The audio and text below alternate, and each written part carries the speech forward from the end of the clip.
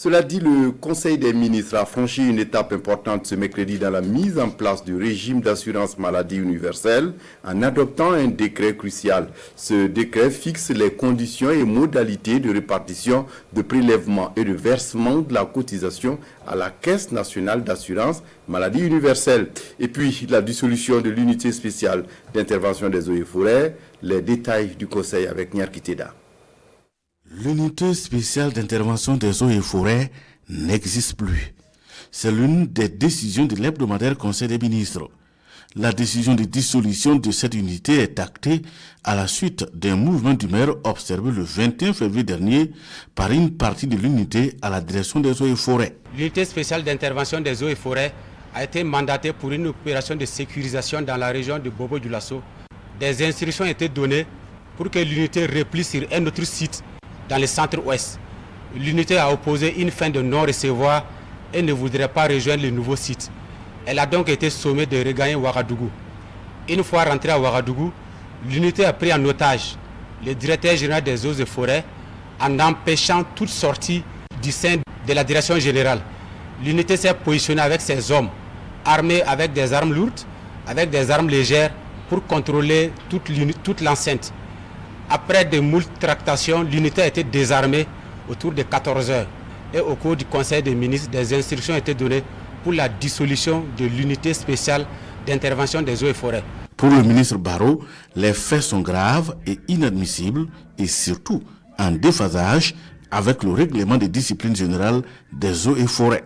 Selon le règlement de discipline générale du Code des eaux et forêts, ce n'est pas des faits admissibles et une lettre d'explication a été demandée à chaque élément. Il faut rappeler que ceux qui sont rentrés en mouvement sont au nombre de 165. Donc ils ont produit des lettres d'explication. La conquête du territoire ne rime pas avec l'indiscipline. L'unité est mise en place en 2023. Elle est rendue opérationnelle à partir du deuxième semestre de la même année avec un effectif d'environ 250 hommes.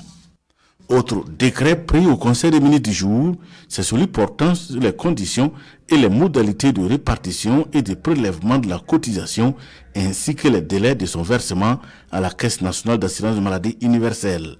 Avec ces décrets, l'on va vers l'opérationnalisation de cette structure qui va permettre à toutes les couches sociales de faire face et de façon efficace et efficiente à la question sanitaire. Ce n'est pas dès le départ une obligation pour les populations, dans la mesure où ça sera fait par enregistrement de tous les acteurs qui sont concernés et intéressés. Donc si vous ne vous êtes pas fait enregistrer, pour le moment, vous n'êtes pas concerné par la situation. Le deuxième élément, c'est la temporalité de la mise en œuvre. Et ça ne sera pas fait de façon immédiate parce qu'il y a un certain nombre de mesures qu'il va falloir prendre et compléter, tel que le système d'enregistrement. Ça sera suite à un certain délai que nous allons commencer la mise en œuvre. Dès lors que vous vous êtes fait enregistrer au niveau de l'assurance maladie universelle, quelles sont les maladies auxquelles qui devaient vous attendre à être prises en charge. Ce qui fait que les cotisations à soumettre ou à retenir ne sont pas les mêmes montants. Quand je prends les retraités, par exemple, ça sera autour de 2% pour tout retraité qui se fera enregistrer. Au niveau des travailleurs, qu'ils soient du privé ou du public, ça sera 5%. Et les 5%, il y a 2,5% qui sera payé par son employeur. Donc si vous êtes de l'État, c'est l'État qui va s'en charger. Si vous êtes du privé, c'est le patron également qui va s'en charger. Et les 2,5% autres revient à l'acteur lui-même qui se serait fait enregistrer.